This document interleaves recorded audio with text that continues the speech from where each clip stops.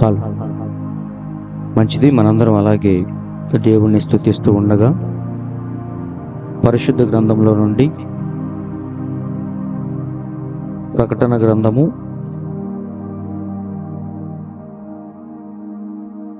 4వ అధ్యాయము 5-6 వచనాలు మాత్రం చదువుకుందాం. ప్రకటన గ్రంథము 4వ అధ్యాయము 5-6 వచనాలు.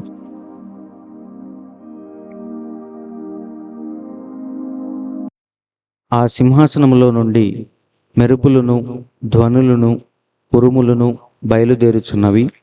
మరియు ఆ సింహాసనము ఎదుట 7 దీపములు ప్రజ్వలించుచున్నవి. అవి దేవుని 7 ఆత్మలు. మరియు ఆ సింహాసనము ఎదుట స్ఫటికమును పోలిన గాజు వంటి సముద్రమున్నట్టుండెను. ఆ సింహాసనమునకు మధ్యను, సింహాసనము చుట్టూను, ముందు వెనుక కన్నులతో నిండిన 4 జీవులుండెను. చాలండి చిన్న ప్రార్థన. పరిశుద్ధుడా, ప్రేమ కలిగిన తండ్రి, జీవము కలిగిన యేసయ్య, మీకు స్తోత్రములు ప్రభువా. ఈ మధ్యాహ్న కాల సమయంలో మమ్మల్ని ప్రేమించి తండ్రి మరొకసారి ఈ లైవ్ కార్యక్రమాన్ని ఇవ్వటానికి మీరే కృప చూపించినందుకు స్తోత్రములు తండ్రి. యొక్క మైక్ సెట్ కానీ ఏమీ పని చేయకపోయినా సరే తండ్రి, మళ్ళీ ప్రభువా ప్రయత్నించడానికి మీరు ఇచ్చిన కృపను బట్టి, ప్రేరేపణ బట్టి స్తోత్రములు ప్రభువా. ఇప్పుడు చదవబడిన వాక్యాన్ని బట్టి తండ్రి, ఏ హృదయానికి ఏ వాక్యము కావాలో అది నీవే ప్రభువా స్వయముగా మాకు బయలుపరిచి ఆ మాటల ద్వారా మా జీవితాలను మరొకసారి వెలిగించమని, సరిచేయమని ప్రార్థిస్తున్నాం ప్రభువా.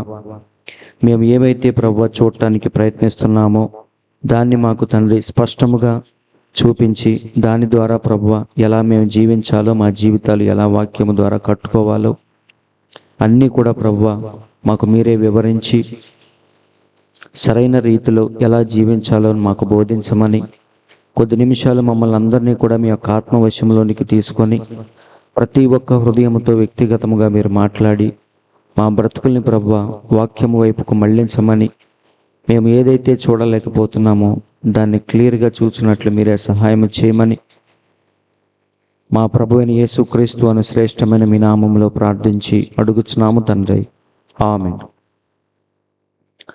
మంచిది. మరి దేవుని పరిశుద్ధ నామానికి స్తోత్రములు. వినే ప్రతి ఒక్కరికి నా వందనాలు తెలియచేస్తున్నాను. మరి ఈరోజు ఉదయకాల సమయంలో ఈ లైవ్ కార్యక్రమాన్ని సరిగ్గా ఇవ్వలేకపోయాం. ఈ మైక్ సెట్ కానీ ఇవేమి సరిగ్గా పని చేయకపోవటం వల్ల ఎంతో ఆలస్యమైంది. మధ్యలో అంతరాయాలు కలిగినాయి కాబట్టి డాక్టర్ పాల్లో ఇవ్వలేకపోయాను. ఇప్పుడు బ్రైడ్ ఆఫ్ వరల్డ్లో దయచేసి లైవ్ ఫాలో అవ్వాలని అందరికీ మనవి చేస్తున్నాను. చదవబడిన ఈ వాక్యాన్ని బట్టి ఈ కాలపు ప్రవక్త బోధించిన ప్రకటన గ్రంథంలోని మరొక భాగం 38వ భాగం 4వ అధ్యాయంలోని 6వ భాగం కింద మనం మాట్లాడుకుందాం.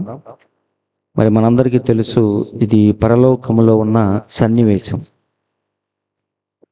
పోయిన వారం ఆల్రెడీ నేను చెప్పాను, పరలోకములో యోహాను ఏదైతే చూస్తున్నాడో దాన్ని ఒక్కొక్కటిగా మనకి వివరిస్తూ వస్తున్నాడు.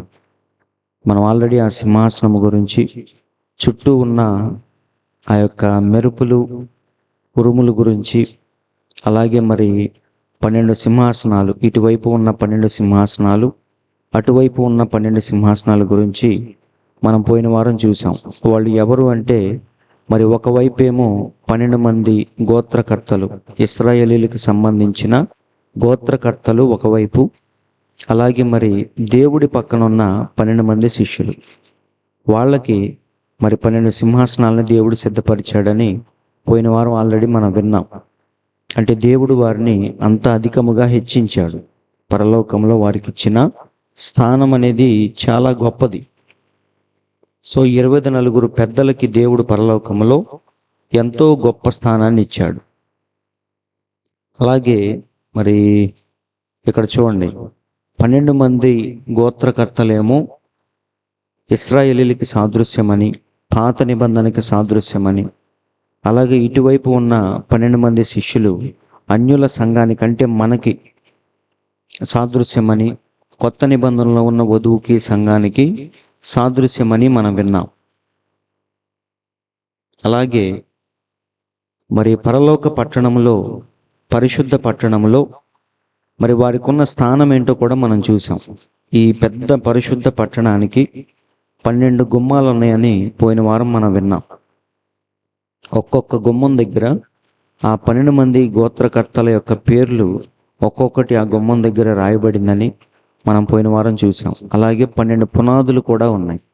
ఆ 12 పునాదులు 12 మంది శిష్యులకి సాదృశ్యమని, ఈ 12 గుమ్మాలు 12 మంది గోత్రకర్తలకి సాదృశ్యమని పోయిన వారం ఆల్రెడీ మనం చూసాం. ఇప్పుడు తర్వాత వచనంలోనికి మనం వెళదాం. 4:5 ఆ సింహాసనంలో నుండి మెరుపులు, ధ్వనులు, ఉరుములు బయలుదేరుచున్నవి. దాని గురించి ఆల్రెడీ మనం మాట్లాడుకున్నాం. ఈ మెరుపులు, ధ్వనులు, ఉరుములు ఇవన్నీ కూడా దేనికి సాదృశ్యం అంటే కృప అనేది ముగించబడిందని, ఇక ఎంత మాత్రం కూడా కృప అనే దానికి తావు లేదని, అది తీర్పు సింహాసనం అని ఆ ధ్వనులు, ఉరుములు ఇవన్నీ కూడా మనకు చూపిస్తున్నాయి. అవునా? అక్కడి నుంచి వచ్చే ఉరుములు, ధ్వనులు దేన్ని చూపిస్తున్నాయి అంటే అది తీర్పు సింహాసనం అని మనకు చూపిస్తుంది. ఇక మన దేవుడు కృపామయుడు, దయామయుడు, కరుణామయుడు ఇవేమి కూడా ఆయనలో ఇప్పుడు లేవు.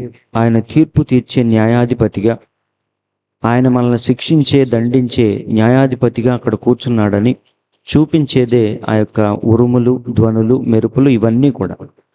సో ఆ సింహాసనం ఎలా ఉందంటే ఒక పాపి, నీచుడు లేదా ఒక దుష్టుడు చూడలేనంత భయంకరమైన స్థితిలో ఆ సింహాసనం ఉంది. అంటే అది తీర్పు తీర్చే సింహాసనం అని మనం ఆల్రెడీ విన్నాం.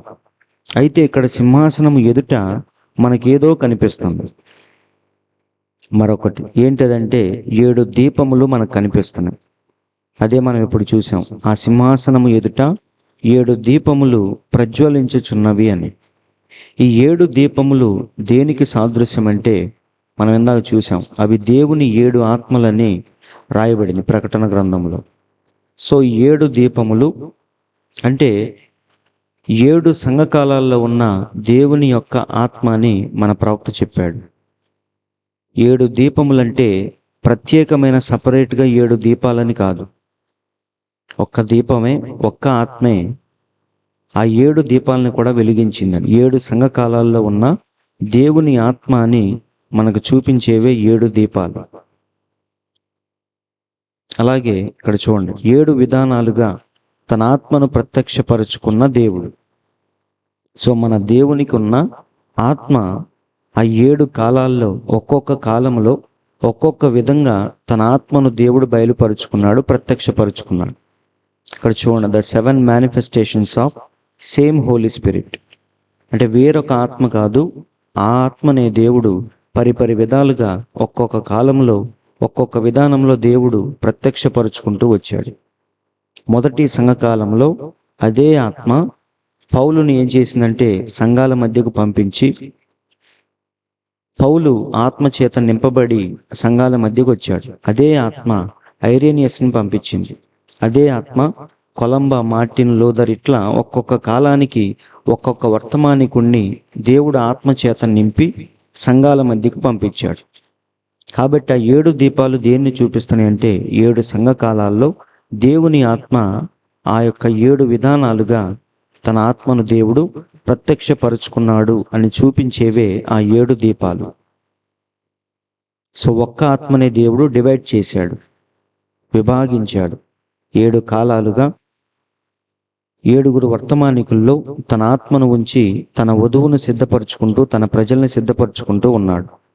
ఇది ఏం చూపిస్తుందంటే పాత నిబంధనలో ఒకసారి మోషే ఎప్పుడైతే ప్రభువా ఈ 20 లక్షల మందిని నేనే నడిపించాలా, నాకే పట్టిందా అన్నట్టుగా ఒకసారి మోషే అంటాడు.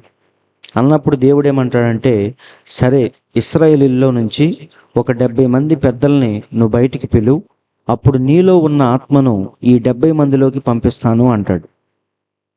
అంటే మోషేలో ఉన్న ఆత్మను దేవుడు ఏం చేశాడంటే డివైడ్ చేసి 70 మందిలోకి పంపించాడు. ఇక్కడ మనం చూస్తే 70 ఆత్మలు లేవు, ఒక్క ఆత్మనే దేవుడు 70 భాగాలుగా చేసి 70 మందిలోకి పంపించాడు. అవునా? కాబట్టి అదే విధముగా ఇక్కడ దేవుడు కూడా తన ఆత్మను, తన పరిశుద్ధాత్మను ఒక్కొక్క కాలంలో ఒక్కొక్క విధముగా దేవుడు ప్రత్యక్షపరుచుకుంటూ వచ్చాడు. ఇక్కడ పౌల్లో దేవుడు ఉంచిన ఆత్మనే ఐరేనియస్లో ఉంచాడు రెండవ సంఘకాలంలో. ఆయనలో ఉంచిన అదే ఆత్మను మూడవ సంఘకాలంలో మార్టిన్లో ఉంచాడు. అదే ఆత్మను దేవుడు కొలంబాలో ఉంచాడు, తర్వాత లూథర్లో ఉంచాడు, వెస్లీలో ఉంచాడు, లాస్ట్లో మన కాలపు ప్రవక్త అయిన బ్రన్హాం గారిలో కూడా అదే ఆత్మను ఉంచాడు. సో పౌలులో చూసిన ఆత్మనే బ్రన్హాం గారిలో చూస్తాం మనం. సో ఒక్క ఆత్మే ఒక్కొక్క కాలంలో ఒక్కొక్క విధానంలో ప్రజలకు ప్రత్యక్షపరుచుకుంటూ ఉంది. మరి అది చూపించేదే ఆ యొక్క 7 దీపాలు. అలాగే ఇక్కడ మీరు చూడండి, పాత నిబంధనలో పరిశుద్ధ స్థలంలో దీపవృక్షం అనేది ఉంటుంది, మనకు తెలుసు. ఆ దీపవృక్షానికి 7 కాండాలు, కొమ్ముల్లాగా 7 ఉంటాయి అన్నమాట. 7గా విభాగించి ఆ దీపవృక్షాన్ని పరిశుద్ధ స్థలంలో పెట్టమని చెప్పాడు. ఆ యొక్క దీపాలని యాజకుడు ఎలా వెలిగించాలో కూడా దేవుడు చెప్పాడు. మరి ఒక్కొక్క దీపాన్ని ప్రత్యేకముగా వెలిగించడం కాదు, కానీ మొదటి దీపం ఏదైతే ఉందో అందులో నుంచే రెండవ దీపాన్ని వెలిగించాలి. అదే దీపాన్ని అదే వెలుగు చేత మూడవ దీపం వెలిగించబడాలి. అదే వెలుగు చేత 4వ దీపం, అదే వెలుగు చేత 5వ దీపం, అట్లా ఒక్క దాంట్లో నుంచే ఆ 7 దీపాలను కూడా వెలిగించాలి. అది దేవుడు చెప్పిన విధానం. సో ఇవన్నీ ఏం చూపిస్తున్నాయి అంటే ఒక్క దేవునిలో నుంచే సమస్తము వచ్చినాయి అని చూపించేదే ఈ యొక్క విధానం, ఈ యొక్క సాదృశ్యాలు, ఇవన్నీ కూడా ఛాయలు అన్నమాట. సో ఒక్క దేవుని ఆత్మే ఒక్కొక్క ప్రదేశములో ఒక్కొక్క కాలములో ఒక్కొక్క విధానములో ఆయన ప్రజలకు ప్రత్యక్షపరుచుకుంటూ ఉన్నాడు. ప్రజల్ని సిద్ధపరచడానికి, ప్రజల్ని తన వైపుకు మళ్లించుకోవటానికి దేవుడు ఒక్కొక్క కాలంలో ఒక్కొక్క విధానంలో ఆయన పనిచేస్తూ వచ్చాడు. మొదటి సంఘకాలంలో పౌలులో దేవుడు ఆత్మను ఉంచి మరి కొత్త నిబంధనలో ఉన్న పత్రికలన్నీ కూడా రాయించాడు. రెండవ సంఘకాలంలో ఐరేనియస్లో అదే ఆత్మ నుంచి మరి ఆ కాలానికి తగినట్టుగా తన ప్రజల్ని సిద్ధపరచుకున్నాడు. అదే ఆత్మ చేత దేవుడు చివరి సంఘకాలపు దూత అయిన విలియం బ్రెన్హాం గారిలో అదే ఆత్మ నుంచి ఈ కాలానికి తగినట్టుగా దేవుడు తన యొక్క వర్తమానము ద్వారా ప్రజల్ని సిద్ధపరచుకుంటూ ఉన్నాడు. సో ఆ కాలంలో ఏవైతే పరిస్థితులు ఉన్నాయో వాటికి అనుగుణంగా దేవుడు తన ఆత్మను తన వర్తమానికుల్లో ఉంచి ఆ కాలానికి సంఘాల మధ్యకు పంపిస్తూ వచ్చాడు. మరి అవన్నీ చూపించేవే ఈ యొక్క 7 దీపములు. దేవుని యొక్క ఒక్క ఆత్మ చేత ఈ 7 దీపములు కూడా ప్రజ్వలించుచున్నవి, అవి దేవుని 7 ఆత్మలు అని రాయబడింది. సో దేవుని 7 ఆత్మలంటే దేవునికి 7 ఆత్మలు ఉన్నాయని కాదు. ఒక్క ఆత్మ చేతే దేవుడు నానా విధాలుగా ఆయన ఒక్కొక్క కాలంలో వ్యవహరిస్తూ వచ్చాడు. దాన్ని చూపించేదే ఈ యొక్క 7 దీపములు. ఇక్కడ చూడండి, అసలు ఆ దీపం వల్ల ఏంటి, అవి అలా ప్రజ్వలించి అవి అలా వెలుగుతూ ఉండటం వల్ల ఏం చూపిస్తుంది, దానివల్ల ఏంటి అంటే ఇప్పుడు చూడండి, దీపము అనగా దేనికి, అది దీపం అసలు దేనికి, పర్పస్ ఏంటి? ఆ దీపం యొక్క ఉద్దేశము, పర్పస్ ఏంటంటే వెలుగునివ్వటం. ఇంట్లో దీపాన్ని ఎందుకు పెడతాం మనం? ఇల్లంతా చీకటిగా ఉన్నప్పుడు వెలుగును, దీపాన్ని తీసుకొచ్చి పెడతాం. ఆ దీపం ఏం చేసిద్దంటే ఇల్లంతా కూడా వెలుగుమయంగా చేసిద్ది. చీకటిని పారదోలేదే వెలుగు, ఆ వెలుగునిచ్చేదే దీపం. కాబట్టి దీపం యొక్క పర్పస్ ఏంటి? వెలుగును విరజిమ్మటానికే దీపాన్ని తీసుకొచ్చి పెడతాం. సో చీకటిని పారదోలాలంటే వెలుగుకు మాత్రమే సాధ్యం. నిజమండి, వెలుగు ఎక్కడైతే ఉంటుందో అక్కడ చీకటికి తావులేదు. సో చీకటిని పోగొట్టాలంటే వెలుగు మాత్రమే చేయగలదు. సో దీపం దేనికంటే వెలుగునివ్వటానికి. సో ఇప్పుడు మనం మాట్లాడేది ఈ వెలుగు గురించి కాదు. ప్రతి ఒక్కడి జీవితంలో ఒక వెలుగు అనేది చాలా చాలా అవసరం.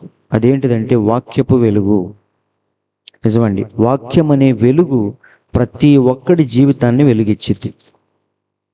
వాడు ఎవడైనా సరే, మరి అన్యుడైనా సరే, క్రైస్తవుడైనా సరే, మరి ఎక్కడ ఉన్నా సరే, ఏ స్థితిలో ఉన్నా సరే, వాక్యపు వెలుగు అనేది మన జీవితానికి చాలా అవసరం.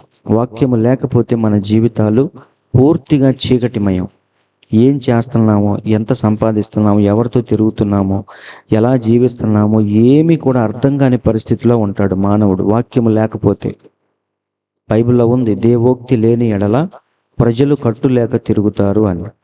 కాబట్టి ప్రతి కాలంలో వాడిని హెచ్చరించడానికి ఒక వాక్యం అనేది ఉండాలి.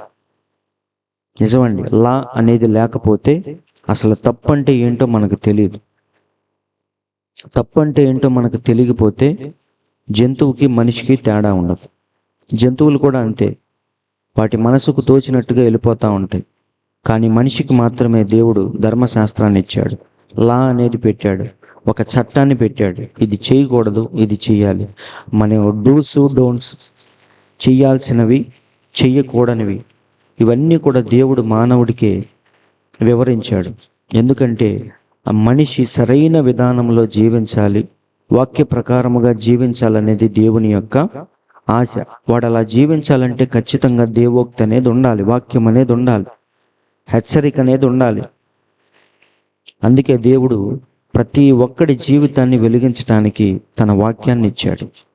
అందుకే గెత్సెమనే తోటలో ప్రార్థన చేసేటప్పుడు దేవుడు ఏమంటాడు? తండ్రి, లోకమిచ్చినట్టుగా నేను వారికి ఏమీ ఇవ్వట్లేదు, కానీ నీ వాక్యం ఇచ్చాను ప్రభువా, సత్యమందు వారిని ప్రతిష్ఠించు, నీ వాక్యమే సత్యము అన్నాడు. సో ప్రతి చోట దేవుడు తన పిల్లలకి ఇచ్చిన ఆస్తి ఏంటంటే వాక్యమే. ఆ వాక్య ప్రకారంగా ఎప్పుడైతే మన జీవితాన్ని కరెక్ట్గా మనం చూసుకుంటూ వెళతామో ఆటోమేటిక్గా మన జీవితం అంతా కూడా వెలుగుమయంగా ఉంటుంది. వాక్యం ఎప్పుడైతే మన జీవితంలో నుంచి వెళ్ళిపోయిద్దో ఆటోమేటిక్గా చీకటి అనేది వచ్చేసింది. మనం ఏమి చేయాల్సిన పని లేదండి, వాక్యానికి దూరం అయితే చాలు, చీకటి ఆటోమేటిక్గా మన జీవితంలోకి వచ్చేసింది. అందుకే దేవుడు ఏమన్నాడంటే, దివారాత్రము దానిని ధ్యానించువాడు ధన్యుడు అన్నాడు. కీర్తన గ్రంథంలో చక్కగా చెప్తున్నాడు ఏమని? దుష్టుల ఆలోచన చొప్పున నడువక, పాపుల మార్గమున నిలువక, అపహాసకులు కూర్చుండ చోటన కూర్చుండక, యెహోవా ధర్మశాస్త్రమునందు ఆనందించుచు దివారాత్రము దానిని ధ్యానించువాడు ధన్యుడు. అతడు నీటి కాలువల యోరన నాటబడినదై ఆకు వాడక తన కాలమందు ఫలమిచ్చు చెట్టు వలె ఉంటాడు. కాబట్టి దేవుడు ప్రతి ఒక్కడి జీవితాన్ని వాక్యముతో ముడివేసుకోమని చెప్పాడు. వాక్యముతో సంబంధం లేని ఏ జీవితమైనా సరే అది చీకటి, అంధకారము, మరణము అని చెప్పాడు. కాబట్టి ఇప్పుడు మన జీవితానికి కావలసిన అతి ప్రాముఖ్యమైన వెలుగు ఏంటంటే వాక్య వెలుగు. ఆ వెలుగు లేకపోతే ఎవ్వడి జీవితమైనా అంధకారము. అందుకే కీర్తన గ్రంథంలో చక్కగా రాయబడింది ఏమని? నీ వాక్యము నా పాదములకు దీపము, నా త్రోవకు వెలుగై ఉన్నది. ఎంత చక్కని మాట! నీ వాక్యము నా పాదములకు దీపము. ఎలా నడవాలో, ఎక్కడ అడుగులు వేయాలో, ఎక్కడ ఆగాలో అన్నీ మనకు చూపించేది వాక్యమే. నిజమండి. ఇష్టానుసారంగా జీవించాలంటే లోకంలో మనం చూస్తున్నాం, అడ్డదిడ్డంగా సంపాదించేసి ఎలా పడితే అలా జీవించేసి చనిపోతూ ఉంటారు. కానీ దేవుడు మనల్ని ప్రేమించి తన వాక్యాన్ని, అపురూపమైన వాక్యాన్ని మనకిచ్చాడు. ఇప్పుడు ఆ వాక్యం మనకు బోధించింది ఎలా వెళ్ళాలి, ఎక్కడ ఆగాలి, ఎక్కడ అడుగులు వేయాలి. అందుకే అంటున్నాడు, నీ వాక్యము నా పాదములకు దీపము, నా త్రోవకు వెలుగు. త్రోవ అంటే ఏ త్రోవ? మనం వెళ్ళే రోడ్డు కాదు, మన జీవితం, మన జీవిత మార్గం. ఎటు వెళుతున్నామో మనకు చూపించేది, మనం తప్పు చేస్తే మనల్ని హెచ్చరించేది, ఇదంతా కూడా వాక్యమే. వాక్యము లేకపోతే మన జీవితాలంతా అయోమయం, అలా ఉంటాయి అంధకారంలో. కాబట్టి సహోదరులారా, మన జీవితానికి దేవుడిచ్చిన గొప్ప వెలుగు ఏంటంటే తన వాక్యమే. అందుకే యేసయ్య భూమి మీదకి ఎలా వచ్చాడంటే వాక్య వెలుగుగా వచ్చాడు. 100% వాక్యముగా భూమి మీదకి వచ్చాడు. బైబిల్లో చక్కగా రాయబడింది, ఆది యందు వాక్యముండెను, వాక్యము దేవుని వద్ద ఉండెను, వాక్యమే దేవుడై ఉండెను. ఆ వాక్యమే శరీరాన్ని దాల్చి ఒకరోజు భూమి మీదకి వచ్చింది. ఆయనే ప్రభువైన యేసుక్రీస్తు. సో ఆయన అందరిలాగా పుట్టిన మానవుడు కాదండి, అమ్మా నాన్న కలయికల ద్వారా పుట్టిన మనిషి కాదు ఆయన. పూర్తిగా వాక్యమే శరీరాన్ని దాల్చి భూమి మీదకి వచ్చింది. అందుకే ఆయన నడిచి వెళుతుంటే ఒకసారి ఆయన గలిలయకు వచ్చి తన సువార్తను ప్రారంభించాడు. బాప్తిస్మమిచ్చి యోహాన్ని జైల్లో పెట్టారని తెలిసి ఇక బాప్తిస్మమిచ్చి యోహాను పని అయిపోయింది. ఇక యేసయ్య రంగం మీదకి రావాల్సిన సమయం అది. అప్పుడు ఆయన వెంటనే ఆ వార్త తెలుసుకొని గలిలయ ప్రాంతానికి వచ్చి సువార్తను ప్రారంభించాడు.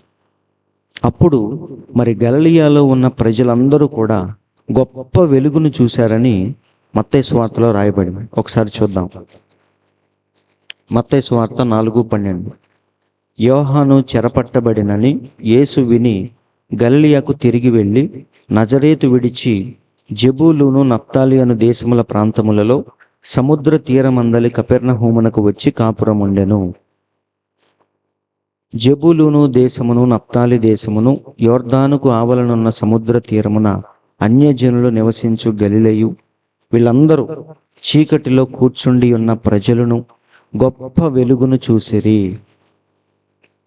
చూడండి, యేసయ్య ఎప్పుడైతే వాక్యముగా వారి యొక్క ప్రదేశానికి వెళ్ళాడో అప్పుడు వాళ్ళందరూ గొప్ప వెలుగును చూశారంట. ఏం వెలుగు వారు చూసిందంటే వాక్యం అనే వెలుగు. వారి జీవితాల్ని వెలుగుమయం చేసే వాక్యం వచ్చింది. నిజమండి, అంధకారంలో మరణ ఛాయలో ఉన్నారని అక్కడ క్లియర్గా రాయబడింది. చూడండి, మరణ ప్రదేశములోను మరణ ఛాయలోను కూర్చుండి ఉన్న వారికి వెలుగు ఉదయించెను అని ప్రవక్త అయిన యెషయా ద్వారా పలుకబడినది నెరవేరునట్లు ఈలాగు జరిగెను. సో యెషయా ఆల్రెడీ ముందే చెప్పాడు. ఏమని? అక్కడున్న ప్రదేశాల్లో ప్రజలకు వెలుగు ఉదయించిద్ది ఒక రోజని. అది ఎప్పుడు నెరవేరిందంటే యేసయ్య భూమి మీదకి వచ్చి వారి మధ్యకి ఎప్పుడైతే వాక్యం చెప్పడానికి వెళ్ళాడో ఆ వాక్యం అప్పుడు నెరవేరింది. వారందరూ గొప్ప వెలుగును చూశారు. అది ఏ వెలుగంటే వారి జీవితాలను సరిచేసే వాక్య వెలుగు. కాబట్టి సహోదరులారా, మన జీవితాన్ని సరిచేసేది ఎప్పుడు కూడా వాక్యమే. లోకంలో ఉన్న మహాత్మా గాంధీ సూక్తులు కాదు, స్వామి వివేకానంద సూక్తులు కాదు, వేమన శతకాలు కాదు, ఇవేమి కాదు. కానీ మానవ జీవితాన్ని సరైన మార్గంలో నడిపించాలంటే వాక్యమే. ఆ వాక్యము దేవుని ద్వారా మాత్రమే మన యొద్దకు వచ్చింది. కాబట్టి దేవుడు ఈ వాక్య వెలుగు ద్వారా ప్రజల్ని ఏం చేస్తున్నాడంటే ప్రతి కాలంలో కూడా తన సేవకులైన ప్రవక్తలను భూమి మీదకి పంపిస్తూ వారి ద్వారా ఈ వాక్య వెలుగును మన యొద్దకు నడిపిస్తూ ఉన్నాడు. అర్థమవుతుంది కదా? సో దేవుడు తన సేవకులైన ప్రవక్తల ద్వారా మన మధ్యకి ఆ వాక్య వెలుగును పంపిస్తూ ఉన్నాడు. ఇప్పుడు మీరు చూడండి, మీకు అర్థమైంది. వీళ్ళందరూ ఎవరంటే మరి పరిశుద్ధ గ్రంథంలో ఉన్న దేవుని యొక్క ప్రవక్తలు, సేవకులు ఆ కాలానికి. మరి నోవాహు మనందరికీ తెలుసు, చాలా మంది ఉన్నారు, కానీ కొద్దిమంది గురించి నేను చెప్తున్నాను. నోవాహు ఆ కాలానికి వాక్య వెలుగై ఉన్నాడు. మోషే తన కాలానికి వాక్య వెలుగై ఉన్నాడు. ఏలియా తన కాలానికి వాక్య వెలుగై ఉన్నాడు. ఎందుకంటే వాక్యము ప్రవక్తల దగ్గర మాత్రమే ఉంటుంది. నిజమండి, బైబిల్లో చక్కగా ఉంది. అన్నా కయప ప్రధాన యాజకులుగా ఉన్నప్పుడు దేవుని వాక్యము అరణ్యములో ఉన్న జకరియా కుమారుడైన యోహాను యొద్దకు వెళ్ళెను అని. కాబట్టి వాక్యం ఎప్పుడు కూడా తన సేవకులైన ప్రవక్తల దగ్గర ఉంటుంది. అక్కడి నుంచే ప్రజల యొద్దకు వాక్యం వెళుతుంది. కాబట్టి మన ఊళ్ళో ఎవరో పెద్ద బిషప్ ఉన్నాడు, పెద్ద ఫాదర్ ఉన్నాడు, పెద్ద పాస్టర్ ఉన్నాడు, వాక్యం ఆయన దగ్గర ఉంది అనుకుంటే అది పొరపాటు. సో వాక్యము ఎక్కడ ఉంటుంది అంటే తన సేవకులైన ప్రవక్తల దగ్గర మాత్రమే వాక్యం ఉంటుంది. ఈ విషయాన్ని ఎప్పుడు మనం గమనించాలి. ఇక్కడ చూడండి, నోవాహు తన కాలానికి వాక్య వెలుగై ఉన్నాడు. అలాగే మోషే తన కాలానికి వాక్య వెలుగై ఉన్నాడు. ఇలా మనం చూసుకుంటూ వెళితే బాప్తిస్మమిచ్చి యోహాను తన కాలానికి వాక్య వెలుగు. అలాగే యేసుక్రీస్తు ఆల్రెడీ చెప్పాను నేను, ఆయన రావటంతోనే ఈ లోకానికి వెలుగు అనేది వచ్చింది. అవునా? అందుకే ఆయన పుట్టినప్పుడు, యేసుక్రీస్తు పుట్టినప్పుడు గొర్రెల కాపర్లకి ఆ దూతలు వచ్చి ఏమని చెప్పారు? ఏమన్నారు? లోకమంతటికి మరి మహా సంతోషకరమైన వార్త తెలియచేయటానికి వచ్చామన్నారు. ఏంటి ఆ వార్త అంటే, నేడు రక్షకుడు మీ కొరకు పుట్టి ఉన్నాడు, ఈయన ప్రభు అయిన క్రీస్తు, పొత్తి గుడ్డలతో చుట్టబడి పశువుల పాకలో ఉన్నాడు అని ఆ గొర్రెల కాపర్లకి దూతలు వచ్చి అదొక గొప్ప శుభవార్తలాగా చెప్తారు. నిజమేనండి, మానవ జీవితాలను వెలిగించడానికి ఒక ఆయన భూమి మీదకి వచ్చాడు. అది గొప్ప సంతోషకరమైన వార్తగా ఆ దూతలు పశువుల కాపర్లకి చెప్తారు. అలాగే ఇక్కడ మనం చూస్తే అపోస్తుడైన పౌలు, అలాగే విలియం బ్రెన్హాం, మనం చూసిన వీళ్ళందరూ కూడా ఆ కాలానికి వాక్య వెలుగై ఉన్నారు. అంటే చీకట్లో ఉన్న మన జీవితాలని వెలిగించడానికి వాక్యపు వెలుగుతో మన మధ్యకు వచ్చిన వర్తమానికులు, దూతలు వాళ్ళు. అవునా? సో వీళ్ళు చెప్పాలంటే నిజమైన వర్తమానికులు వాళ్ళే. ఎందుకంటున్నానంటే వాళ్ళు వాక్య విషయంలో ఎన్నడూ కూడా రాజీ పడని వ్యక్తులు. వాక్యం అందరూ చెప్తారు, కానీ వాక్య విషయంలో చాలామంది కాంప్రమైజ్ అయిపోతూ ఉంటారు. సంఘాన్ని బట్టి మరి వాక్యాన్ని కొద్దిగా అటు ఇటు మారుస్తూ ఉంటారు. కానీ ఇక్కడ మనం చూసిన వీళ్ళు, పరిశుద్ధ గ్రంథంలో మనం చూసిన వీళ్ళు మాత్రం వాక్య విషయంలో ఎన్నడూ కూడా రాజీ పడలేదు. అవసరమైతే ప్రాణాలు కూడా అర్పించారు. ఇక్కడ బాప్తిస్మం ఇచ్చి యోహాను ఎలా చనిపోయాడో మనందరికీ తెలుసు. ఆయన తలకాయ నరికేసి ప్లేట్లో పెట్టించారు. అవునా? కానీ అయినా సరే వాక్యముతోనే నిలిచి ఉన్నాడు తప్ప ఎప్పుడు కూడా వాక్య విషయంలో రాజీ పడలేదు ఆయన. మన యేసయ్య ఎలా చనిపోయాడో అందరికీ తెలుసు. అపోస్తుడైన పౌలు ఎలా చనిపోయాడు? తలకాయ నరికించుకున్నాడు ఆయన. అవునా? బాప్తిస్మం ఇచ్చి యోహాన్ లాగే అపోస్తుడైన పౌలును కూడా తలకాయ నరికి చంపేశారు. కానీ చనిపోయే ముందు కూడా ఎప్పుడూ రాజీ పడలేదు వాక్య విషయంలో. కాబట్టి సహోదరులారా, వీళ్ళందరూ కూడా మరి ప్రాణం మీదకి వచ్చినా సరే వాక్య విషయంలో రాజీ పడలేదు. సో అది వాళ్ళల్లో ఉన్న ఫస్ట్ క్వాలిటీ. రెండవది ఏంటంటే ప్రాముఖ్యమైనది, ఆ వాక్యాన్ని వాళ్ళు పూర్తిగా నెరవేర్చి అప్పుడు బోధించారు. పౌలు ఏమన్నాడు చెప్పండి? ఇతరులకు బోధించి నేనెక్కడ భ్రష్టున్నైపోతానేమో అని భయంగా ఉంది అన్నాడు. అంటే పౌల్లో ఆ యొక్క ఆ కాన్షియస్నెస్ అనేది ఉంది. ఇతరులకి నేను బోధిస్తున్నాను, బాగానే ఉంది. నా వాక్యము విని ఎంతోమంది మారుతున్నారు, బాగానే ఉంది. ఎన్నో పత్రికలు నేను రాశాను, అంతా బాగానే ఉంది. కానీ వారికి బోధించి నేనెక్కడ తప్పిపోతానో, భ్రష్టున్నైపోతానో అని అనుక్షణం ఆయన భయపడుతూ ఉన్నాడు. కాబట్టి రెండవ క్వాలిటీ ఏంటంటే వీళ్ళు వాక్య విషయంలో రాజీ పడలేదు. ఎప్పుడూ కూడా ప్రాణాలకు తెగించి వాళ్ళు ఉన్నది ఉన్నట్టు సరైన వాక్యం చెప్పారు. నిజమండి, వాక్యాన్ని కలిపి చెరపకుండా ఉన్నది ఉన్నట్టుగా బోధించారు. రెండవది ఏంటంటే దాన్ని ముందు వాళ్ళు పాటించి అప్పుడు బోధించారు. సో ఇలాంటి ప్రీచర్స్ని, ఇలాంటి సేవకుల్ని, బోధకుల్ని మనం పరిశుద్ధ గ్రంథంలో చూసిన వీళ్ళని మనం బయట ఎక్కడ కూడా మనం చూడలేం. ఎందుకంటే బయట ఉన్న చాలామంది వాక్యాన్ని బోధిస్తారు, కానీ వాక్యాన్ని బట్టి వాళ్ళు జీవించలేరు. ఆ వాక్యాన్ని కూడా పరిస్థితులను బట్టి మారుస్తూ ఉంటారు. ఇది చేయొచ్చు, ఇది చేయకూడదు, ఇది పర్లేదు, తీసేయొచ్చు అని వాళ్ళే వాక్యాన్ని ఇష్టం వచ్చినట్టుగా మార్చేస్తూ ఉంటారు. కాబట్టి వాళ్ళు రియల్ ప్రీచర్స్ కాదు, సరైన బోధకులు కాదు. కానీ దేవుని ఆత్మ చేత నింపబడి ఎవరైతే సేవ చేస్తారో వాళ్ళు మాత్రం ఇలా ఉంటారు. ఎలా? వాక్య విషయంలో గీత గీసినట్టుగా రాజీ పడకుండా ఉంటారు. రెండవది, వాక్యాన్ని ముందు వాళ్ళు పాటించి వాక్యంలో ఉన్న శక్తి ఏమిటో ముందు వాళ్ళు చూసి అప్పుడు ఇతరులకి దాన్ని బోధిస్తారు. కాబట్టి ఈ గుణలక్షణాలు కేవలం దేవుని చేత పంపబడిన సేవకులకి, ప్రవక్తలకి మాత్రమే ఉంటాయి. వాళ్ళే రియల్ ప్రీచర్స్ అంటే. మిగతా వాళ్ళందరూ కూడా డబ్బు కోసం వచ్చిన వాళ్ళే, ముక్తి కోసం వచ్చిన వాళ్ళే. కాబట్టి సహోదరులారా, వీళ్ళు అసలైన బోధకులు. ఇలాంటి వారి దగ్గరే వాక్య వెలుగు అనేది ఉంటుంది. మన జీవితాన్ని సరిచేసే వాక్యము వారి దగ్గరే ఉంటుంది. అవునా? అందుకే ఒకసారి చూడండి. కాబట్టి దేవుడు అంటున్నాడు, యేసయ్య భూమి మీద ఉన్నప్పుడు చెప్తున్న మాటలు ఇవి. కాబట్టి ఈ ఆజ్ఞలలో మిగుల అల్పమైన ఒకదాన్నైనను మీరి మనుష్యులకు అలాగు చేయ బోధించువాడెవడో వాడు పరలోక రాజ్యములో మిగుల అల్పుడనబడును. అయితే వాటిని గైకొని బోధించువాడెవడో వాడు పరలోక రాజ్యములో గొప్పవాడనబడును. అందుకే పౌలేమంటున్నాడు, మీకు బోధించి నేను భ్రష్టున్నైపోతానేమో అని భయపడుతున్నాడు పౌలు. సో బోధించటం దానికంటే ప్రాముఖ్యమైనది జీవించటం. ఈ రెండు మరి ఎవరి దగ్గర అయితే కరెక్ట్గా ఉంటాయో వారే వాక్యపు వెలుగును కలిగి ఉన్నట్టు అర్థం. వారే దేవుని చేత పంపబడిన సేవకులు, బోధకులు అని అర్థం. కాబట్టి ఇక్కడ ప్రవక్త ఏమంటున్నాడంటే, వాక్యాన్ని బోధించడం కంటే దాన్ని జీవించటం అనేది అన్నిటికంటే శక్తివంతమైంది, ప్రాముఖ్యమైంది, దేవుని దృష్టిలో విలువైంది అంటున్నాడు. బోధించవచ్చు. ఈరోజు చాలామంది, మరి ఏలియా దగ్గర కూడా ప్రవక్తల శిష్యులు చాలామంది ఉన్నారు, కానీ దేవుడు వారిని ఎప్పుడు పట్టించుకోలేదు. ఆ ఆత్మను దేవుడు ఎలీషా మీదకు పంపించాడు.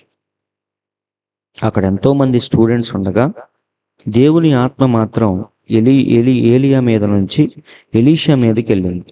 ఏలియా చనిపోగానే, ఏలియా పైకి ఆరోహణమై వెళ్ళిపోగానే ఆ ఆత్మను దేవుడు ఏలియా మీదకి పంపించాడు. కానీ అక్కడున్న అనేక మంది స్టూడెంట్స్ ఎవరైతే ఉన్నారో వాళ్ళ మీదకి దేవుడు పంపించలేదు. ఎందుకంటే వారు బోధించటానికి సరిపోయిన వ్యక్తులే కానీ జీవించటానికి సరిపోయిన వ్యక్తులు కాదు. ఈరోజు నేర్చుకున్న ప్రతివాడు బోధించవచ్చు. బైబిల్ కాలేజీలు చాలా ఉన్నాయి, బుక్స్ అన్నీ ఓపెన్గా ఉన్నాయి, నాలెడ్జ్ అంతా ఓపెన్గా ఉంది. ఎక్కడ చూసినా ఒకప్పుడు కొంతమందికి మాత్రమే నాలెడ్జ్ ఉండేది, కానీ ఇప్పుడు మనకు తెలియని ప్రతిదీ కూడా గూగుల్లో వెతుక్కోవచ్చు. బుక్స్ అన్నీ ఓపెన్గా ఉన్నాయి. సో నాలెడ్జ్ అనేది విపరీతంగా పెరిగిపోయి ఎవరిని కదిలించినా ఇప్పుడు నాలెడ్జబుల్గానే మాట్లాడతారు. సో నాలెడ్జ్ ఉన్న ప్రతివాడు బోధిస్తాడు, అందులో గొప్పేమీ లేదు. కానీ ఇక్కడ ప్రవక్త ఏమంటున్నాడంటే, బోధించేవాడి కంటే దాన్ని జీవించేవాడు ఎక్కువ శక్తిమంతుడు, దేవుని దృష్టిలో గొప్పవాడు అంటున్నాడు. ఇంకొక ప్రాముఖ్యమైన విషయం ఏంటంటే, దెయ్యాన్ని భయపెట్టాలంటే, దెయ్యాన్ని వణికింప చేయాలంటే వాక్యాన్ని ఎప్పుడైతే మనం మీరిపోకుండా దాని ప్రకారంగా ఎప్పుడైతే కరెక్ట్గా జీవిస్తామో అప్పుడు దెయ్యానికి మనల్ని చూస్తే హడలెత్తిపోతాడని ప్రవక్త అంటున్నాడు. మనం ఎంత వాక్యం చెప్పినా, ఎంత గట్టిగా అరిచినా, ఎంత బాగా పాటలు పాడినా, ఎంత చక్కగా మీటింగ్స్ ఆర్గనైజ్ చేసినా, మరి అందరినీ గ్యాదర్ చేసి చక్కగా మనం అన్నీ జరిగించినా సరే దెయ్యం చక్కగా నవ్వుకుంటాడంట. ప్రవక్త అంటున్నాడు, వాడు కూర్చొని నవ్వుకుంటాడు మన వాక్యాలు, మన బోధలు, మన అరుపులు ఇవన్నీ విని. స్టేజ్ మీద మనం గట్టిగా చించుకొని అరవచ్చు, టేబుల్స్ అన్నీ పగిలిపోవచ్చు, కానీ వాడు అక్కడ కూర్చొని నవ్వుతూ ఉంటాడంట. కానీ ఎప్పుడైతే ఆ వాక్య ప్రకారంగా మన జీవితాన్ని కట్టుకుంటామో, వాక్యాన్ని ఎప్పుడైతే మనం నెరవేరుస్తామో అప్పుడు దెయ్యానికి మనల్ని చూస్తే కడుపు మంట, మనల్ని చూస్తే భయం, అసలు మనల్ని చూస్తే వాడు హడలెత్తిపోతాడంట. ప్రవక్త అంటున్నాడు చాలా క్లియర్గా, ఇక్కడ చూడండి. మరి ఆ పేరు నేను పెట్టలేదు, ఈ మెసేజ్లోదే ఈ స్క్రీన్ షాట్ 120వ పేర, తెలుగులో లేదు ఇది, ఇంగ్లీష్లో పెట్టాను. ఇక్కడ చూడండి, రియల్ క్రిస్టియన్ అంటే ఎవరంటే మరి అరిచి గంతులు వేసే వాళ్ళు కాదు. రియల్ క్రిస్టియన్స్ అంటే ఎవరంటే వాక్యాన్ని చక్కగా పాటిస్తూ, వాక్యపు గీతను దాటకుండా వాక్యాన్ని ఎవరైతే చక్కగా నెరవేరుస్తారో వాళ్ళే రియల్ క్రిస్టియన్స్. వాళ్ళను చూస్తేనే దెయ్యానికి మరి హడలెత్తిపోతాడు. వాడిని వణికింపజేసేది ఏంటితో తెలుసా? వాక్య నెరవేర్పు అంటున్నాడు ప్రవక్త. వాక్యాన్ని చదువుట కాదు, వాక్యాన్ని బోధించుట కాదు, కానీ వాక్యాన్ని నెరవేర్చటమే దెయ్యాన్ని షేక్ చేసే, దెయ్యాన్ని భయపెట్టే ఒక విధానం ఏంటంటే వాక్యాన్ని నెరవేర్చటమే. నిజమండి, బైబిల్లో మీరు చక్కగా గమనిస్తే ప్రతి చోట వాక్యాన్ని ఎవరైతే మీరిపోకుండా పాటించారో వాడిని దుష్టుడు ఎక్కడ కూడా ఎదిరించలేకపోయాడు. నిజమండి. కావాలని మన ప్రవక్త అంటున్నాడు చూడండి, ఒక ఆయనకి మరి యేసయ్య భూమి మీద ఉన్నప్పుడు ఒక యువకుడు మరి ఆయనకి చెవిటివాడు, మోగవాడు, అలాగే మూర్ఛ రోగం కూడా ఉంది. ఆ పిల్లవాడు మోగాడు, చెవిటోడు, అలాగే మూర్ఛ రోగం, నురుగులు కక్కి మరి అలా మూర్ఛపోయి కింద పడిపోతూ ఉంటాడు. అప్పుడు తన తండ్రి ఆ పిల్లవాడిని శిష్యుల దగ్గరికి తీసుకెళ్తారు. 12 మంది శిష్యుల దగ్గర తీసుకెళ్ళి ప్రార్థన చేయమంటే వాళ్ళు ప్రార్థన చేస్తారు. ఎందుకంటే దేవుడే చెప్పాడు, మీరు దెయ్యాలను వెళ్ళగొట్టండి, నా నామం పేరిట మీరు అద్భుతాలు, స్వస్థతలు చేయండి అని దేవుడే పర్మిషన్ ఇచ్చాడు. కానీ ఆ పిల్లవాడి కోసం వీళ్ళు ఎంత ప్రార్థన చేసినా ఆ దెయ్యం వాడిని విడిచిపోదు. అప్పుడు ఆ తండ్రి యేసయ్య దగ్గరకు వస్తాడు, బోధకుడా, నీ శిష్యులు ఎంత ప్రయత్నించినా ఈ దెయ్యాన్ని వదిలించలేకపోతున్నారు, దయచేసి నా పిల్లాన్ని రక్షించు అని దేవుణ్ణి అడుగుతాడు. అప్పుడు మీరు గమనించండి, ఆ వాడిలో ఉన్న దెయ్యం యేసయ్యను చూడగానే గట్టి గట్టిగా అరుచుకుంటా వాడిని విలవిల్లాడించి కింద పడి నురుగులు కక్కుతూ ఉంటాడు. అంటే యేసయ్యను చూడగానే, ఇంకా యేసయ్య ఏం మాట్లాడ్డు, యేసయ్యను చూడగానే వాడు కింద పడిపోయి కొట్టుకులాడుతూ ఉంటాడు. అప్పుడు యేసయ్య వచ్చి ఇది ఎంతకాలం నుంచి వీడిని బాధిస్తుంది అని అడుగుతాడు. అప్పుడు తన తండ్రి చెప్తాడు, అయ్యా, బాల్యం నుండే ఈ దెయ్యం వీడిని పట్టి నాశనం చేయాలని ప్రయత్నిస్తుంది అని తండ్రి చెప్తాడు. అప్పుడు మన దేవుడు, మోగవైన చెవిటి దెయ్యమా వాణ్ణి వదిలి పొమ్ము అని గట్టిగా ఆజ్ఞాపిస్తాడు. ఎప్పుడైతే దేవుడు ఒక్క మాట సెలవిచ్చాడో ఆ పిల్లవాడు అలా విలవిల్లాడిపోతూ నురుగులు కక్కుతూ కాసేపు అలా కొట్టుకులాడి దెబ్బకి వాళ్ళలో నుంచి దెయ్యమంతా బయటికి వెళ్ళిపోద్ది. అప్పుడు ఆ పిల్లవాడు మళ్ళీ మామూలు మనిషి అవుతాడు. కాబట్టి ఇక్కడ మీరు తేడా చూడండి. శిష్యులకి దేవుడు పర్మిషన్ ఇచ్చాడు దెయ్యాలను వెళ్ళగొట్టండి, కానీ వారు ఆ దెయ్యాన్ని వెళ్ళగొట్టలేకపోయారు. యేసయ్య ఒక్క మాట చెప్పగానే ఆ దెయ్యం వదిలి వెళ్ళిపోయింది. అలాగే శాన దెయ్యం పట్టిన వాడిని కూడా మనందరికీ తెలుసు, వాళ్ళు 2000 దెయ్యాలు ఉన్నాయి. శాన దెయ్యం పట్టిన వాళ్ళు 2000 దెయ్యాలు ఉన్నాయి. ఆ 2000 దెయ్యాలని దేవుడు ఒక్క మాటతో వెళ్ళిపోయేటట్టు చేశాడు. వాడు స్వస్థ చిత్తుడై మంచి బట్టలు ధరించి కూర్చొని వాక్యం వింటున్నాడని బైబిల్లో రాయబడింది. కాబట్టి మరి ఈ దెయ్యాలన్నీ కూడా మరి దేవుణ్ణి చూడగానే ఎందుకు పరిగెత్తున్నాయి అంటే, దేవుడు కేవలం వాక్యాన్ని బోధించేవాడు కాదు, వాక్యాన్ని 100% నెరవేర్చిన వాడు మన ప్రభువైన యేసుక్రీస్తు. అందుకే ఆయన ఆ వాక్యము శరీరధారి అయి కృపా సత్య సంపూర్ణుడుగా మన మధ్య నివసించారు. అంటే అణువణువు ఆయనలో ఏముందంటే వాక్యం ఉంది. 100 అయినా 106 అయినా వాక్యాన్ని నెరవేర్చాడు. తన ఆకలి దప్పికలను పక్కన పెట్టి వాక్యాన్ని నెరవేర్చాడు. తన ఫీలింగ్స్ అన్నీ పక్కన పెట్టి వాక్యాన్ని నెరవేర్చాడు. కాబట్టి ఆ వాక్యం ఆయనలో అలా ఉంది కాబట్టి దెయ్యం ఆయన్ని చూసి అంతలా భయపడింది.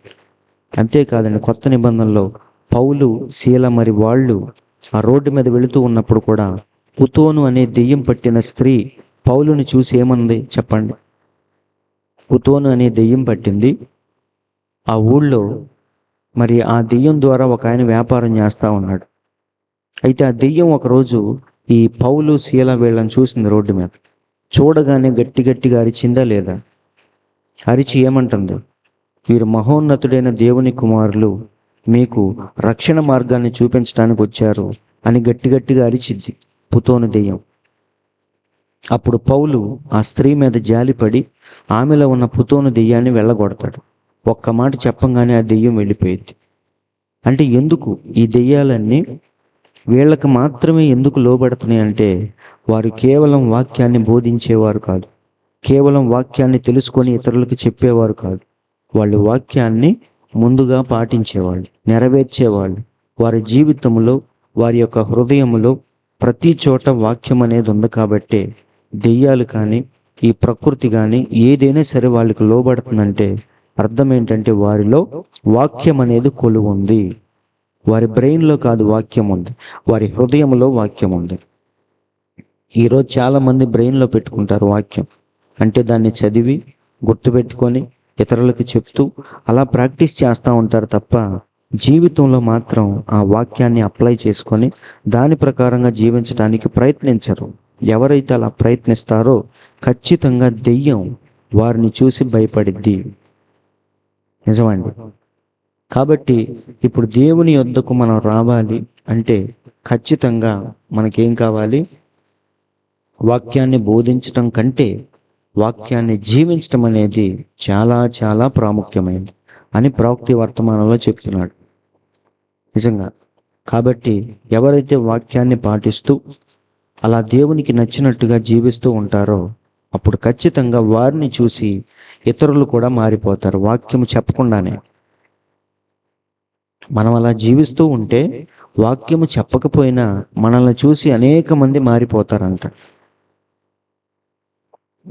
ఇక్కడ చూడండి, పేతురు పత్రికలో ఒక మాట రాయబడింది స్త్రీల గురించి. అంటే స్త్రీలారా, మీరు మీ స్వపురుషులకు లోబడి ఉండండి మీ భర్తలకి, అందువలన వారిలో ఎవరైనను వాక్యమునకు అవిధేయులైతే వారు వాక్యముతో కూడిన, చూడండి, దేంతో కూడిన, వారు భయముతో కూడిన మీ పవిత్ర ప్రవర్తన చూసి వాక్యము లేకుండానే తమ భార్యల నడవడి వలన రాబట్టబడవచ్చు. సో ఎవరైతే నిజంగా వాక్య ప్రకారముగా జీవిస్తూ ఉంటారో వారిని చూసి ఇతరులు, అంటే దేవుడు అంటే తెలియని వారు ఖచ్చితంగా వీరి జీవితం చూసి మారే అవకాశం ఉంది అంటున్నాడు. కాబట్టి వాక్యాన్ని ఇతరులకు చెప్పటం కంటే, బోధించటం కంటే జీవించటం అనేది చాలా ప్రాముఖ్యమైనది. ఎందుకు అంటే వాక్యము దేవుడే వాక్యము. బైబిల్లో ఉంది, ఆది యందు వాక్యం ఉండెను, వాక్యము దేవుని యొద్ద ఉండెను, వాక్యమే దేవుడై ఉండెను. కాబట్టి దేవుడు అంటే వాక్యమే, వాక్యం అంటే దేవుడే. సో ఈరోజు చాలా మంది దగ్గర మరి ఈ బైబిల్ ఉంది కానీ వాక్యము లేదు. బైబిల్ అంటే కేవలం పుస్తకం మాత్రమే. ఈ పుస్తకాన్ని మనం తగలబెట్టవచ్చు, కానీ అందులో ఉన్న వాక్యాన్ని మాత్రం ఎవడో తగలబెట్టలేడు. నిజమండి. ఇప్పుడు చాలామంది కోపంతో ఒకసారి బైబిల్ అన్నీ రోడ్డు మీద పెట్టి తగలబెట్టేశారంట, ఆ చీరాల దగ్గర ఎక్కడో. కానీ వాళ్ళు వాక్యాన్ని తగలబెట్టగలరా? లోపల ఉన్న వాక్యాన్ని. మన యేసయ్య 2000 సంవత్సరాల క్రితం భూమి మీదకి వచ్చాడు. దాన్ని ఎవరైనా తుడిచేయగలరా? ఎవడో తుడిచిపెట్టలేడు. కానీ వాక్యాన్ని మనం కాల్చేయచ్చు, తగలబెట్టచ్చు.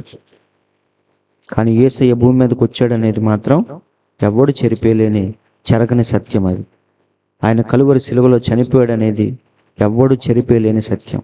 ఆయన 3వ రోజున తిరిగి లేచాడనేది ఎవడు కూడా చెరిపేయలేని సత్యం. అది అలాగే పాత నిబంధనలో మరి దేవుడు జల ప్రళయాన్ని రప్పించాడు అనేది చెరగని సత్యం. ఎందుకంటే దానికి సంబంధించిన నోవాహు ఓడ టర్కీ దేశంలో దాని యొక్క శిథిలాలు నేటికి కూడా దేవుడు భద్రపరిచాడు. ఈ బైబిల్ని మనం తగలబెట్టవచ్చు, కానీ ఆ సాక్ష్యాధారాలను మనం తగలబెట్టగలమా? దాన్ని లోకంలో నుండి తీసేయగలమా? తీసేయలేం మనం. కాబట్టి బైబిల్ వేరు, వాక్యం వేరు. బైబిల్ అనేది ఒక పుస్తకం. దాన్ని చాలామంది పుస్తకంలాగా చూస్తారు, కానీ మనకి మాత్రం అందులో ఉన్న వాక్యం అనేది అపురూపమైనది. అది దేవుడు, అచ్చు రూపంలో ఉన్న దేవుడు అని మన ప్రవక్త చెప్పాడు. సో మనకి, తన పిల్లలకి ఆ వాక్యం అనేది జీవితాన్ని వెలిగించే వెలుగు. ఇతరులకి, లోకస్తులకి, అన్యులకి అది కేవలం ఒక పుస్తకం మాత్రమే. కాబట్టి సహోదరులారా, మనకి మాత్రం అది పుస్తకం కాదు, అదే దేవుడు. ఎందుకంటే దేవుని యొక్క మనస్సు, దేవుని యొక్క ఆలోచన, దేవుని యొక్క ప్రేమ, దేవుని యొక్క ఉగ్రత అన్నీ కూడా ఈ వాక్యము ద్వారా మనం తెలుసుకోవచ్చు. వాటిని ఎప్పుడైతే మన జీవితానికి అన్వయించుకుంటామో ఆ దేవుడే మన మధ్య ఉన్నట్టు అర్థం. ఆ వాక్య ప్రకారం ఎప్పుడైతే మనం జీవిస్తామో దేవుడు మన జీవితంలో ఉన్నట్టు అర్థం. నిజమండి. ఇక్కడ ప్రవక్త ఒక విషయం చెప్పాడు, చూడండి. మరి చికాగోలో ఒక చర్చిలో పుల్పిట్ మీద ఒక పాత బైబిల్ అనేది ఎప్పుడూ ఉంటుందంట. ఎందుకంటే ఆ బైబిల్కి ఒక హిస్టరీ ఉంది, ఒక కథ ఉంది. ఏంటి ఆ కథ అంటే, ఆ బైబిల్ ఎవరు వాడారంటే మరి ప్రపంచ యుద్ధానికి ముందు ఒక మిషనరీ ఆ బైబిల్ని వాడేవాడంట. ఆ మిషనరీకి ఎక్కడిది ఆ బైబిల్ అంటే, ఆయన ద్వారా రక్షణ పొందిన ఒక ఆయనకి గిఫ్ట్ ఇస్తానని చెప్పాడంట.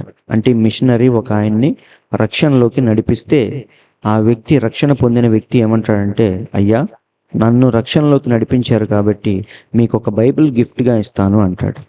అని ఆయన చేతిలో ఉన్న బైబిల్ని చూపించి, దీన్ని నీకు ఇవ్వలేను, వేరే బైబిల్ ఇస్తాను అని చెప్తాడంట. ఎందుకంటే ఈ బైబిల్ నాకు చాలా అపురూపమైంది, మా అమ్మగారు నాకు గిఫ్ట్గా ఇచ్చారు, కాబట్టి దీన్ని నీకు ఇవ్వలేను, కానీ నేను ఇంటికి వెళ్ళిన తర్వాత మీకు ఒక మంచి బైబిల్ నేను పంపిస్తాను, నాకు గుర్తుగా అది ఉంచండి అని చెప్పి ఆయన ప్రయాణమై వెళ్ళిపోతూ ఉంటాడు సముద్రంలో.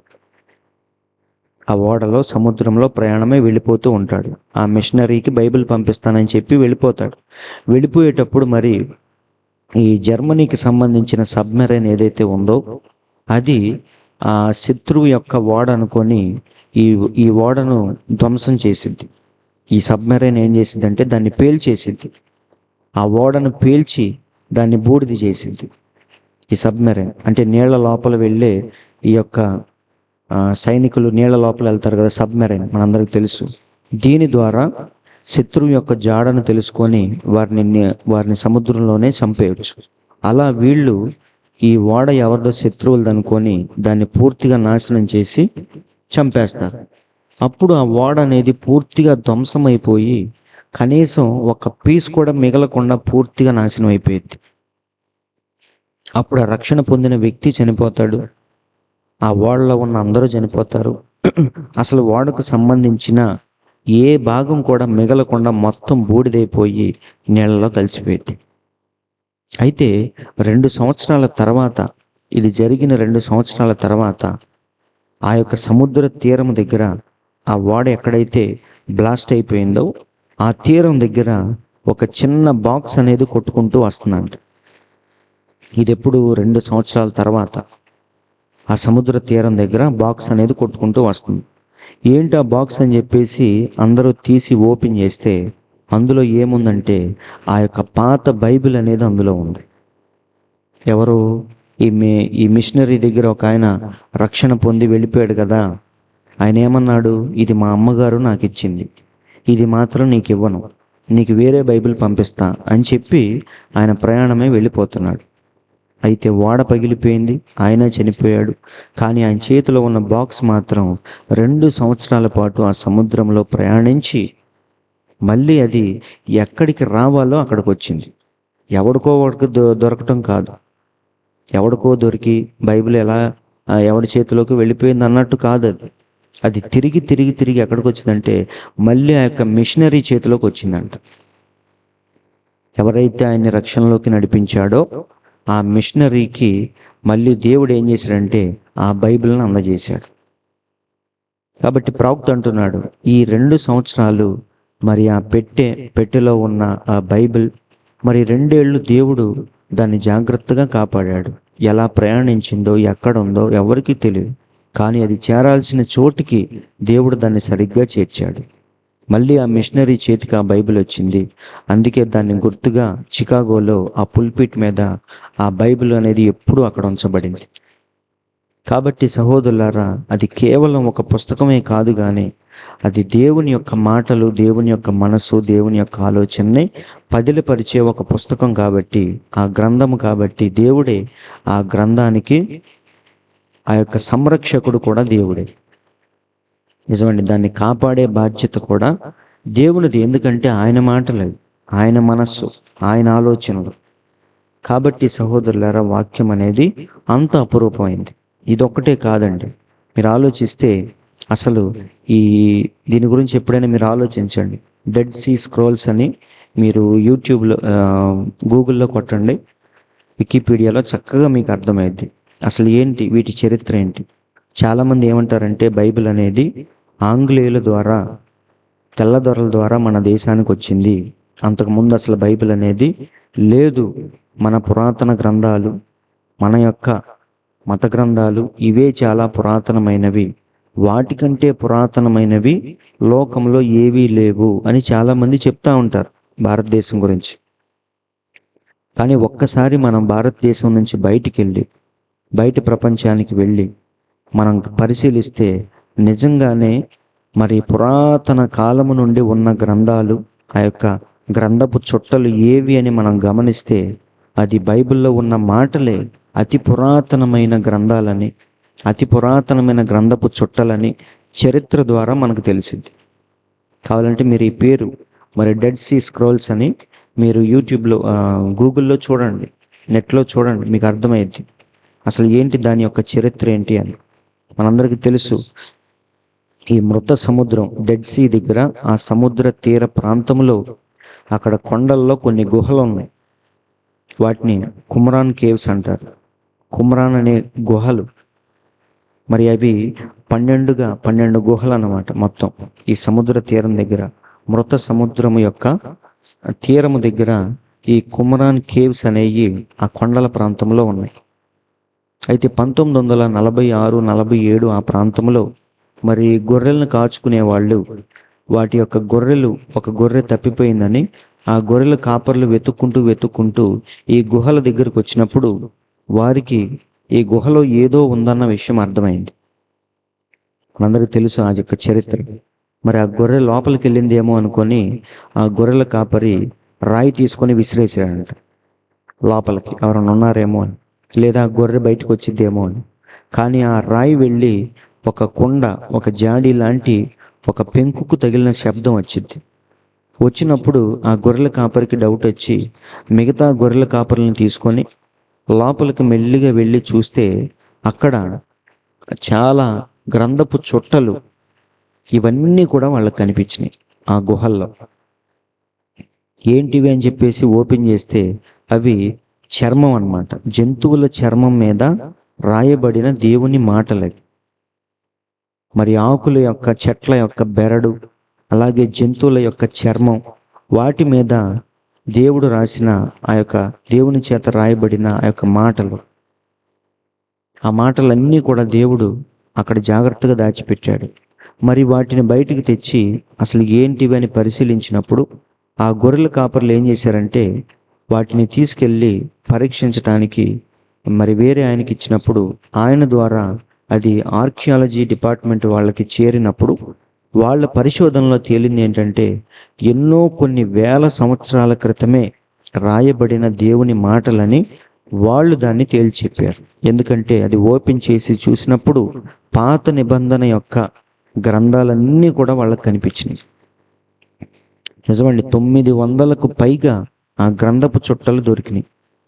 ఆ 12 కుమ్రాన్ కేవ్స్లో వీళ్ళు ఆర్కియాలజీ డిపార్ట్మెంట్ వాళ్ళు వెళ్ళి తర్వాత జాగ్రత్తగా వెతికినప్పుడు కొన్ని వందల గ్రంథపు చుట్టలు వారికి దొరికినాయి. మరి అవి ఎప్పటి నుంచి అక్కడ ఉన్నాయి అని పరిశీలిస్తే కొన్ని వేల సంవత్సరాల క్రితం నుంచి అవి అక్కడే ఉన్నట్టు వారు నిర్ధారించారు. వాళ్ళు ఓపెన్ చేస్తే యెషయా గ్రంథం అనేది వాళ్ళకి కనపడింది. ఈ యెషయా గ్రంథం ఎప్పుడు రాయబడింది?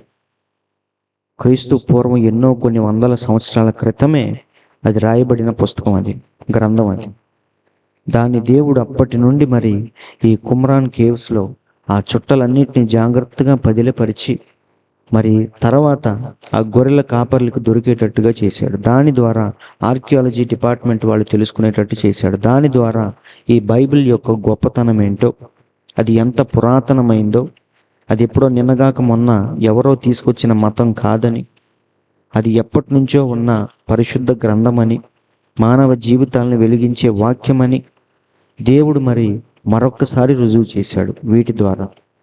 మరి వీటి గురించి తెలుసుకున్న తర్వాత బైబిల్ యొక్క ప్రాముఖ్యత ఏంటో అనేక మందికి అప్పుడు అర్థమైంది. దాని గొప్పతనం ఏంటో తెలుసుకున్నారు, దాని పవిత్రత ఏంటో తెలుసుకున్నారు, దాని వెనక దేవుడు ఉన్నాడని మరొక్కసారి నిర్ధారణ అయింది ఈ గ్రంథపు చుట్టల ద్వారా.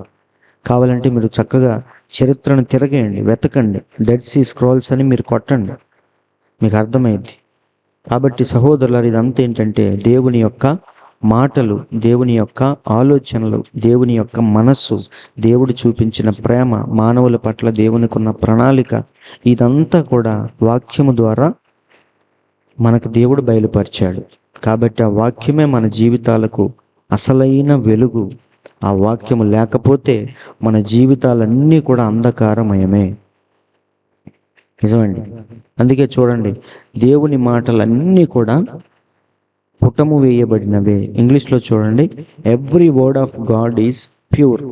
అంటే ఏ ఒక్క మాట కూడా తిక్కల మాట అందులో ఉండదు, పనికిరాని మాట అందులో ఉండదు. అన్నీ కూడా మనిషికి ఉపయోగపడే ప్రతి మాట స్వచ్ఛమైందే, పాలలాంటి స్వచ్ఛమైంది. కాబట్టే దేవుడు ఏమన్నాడంటే ఈ వాక్యానికి మీరు ఇంకేమీ కలపొద్దు అన్నాడు.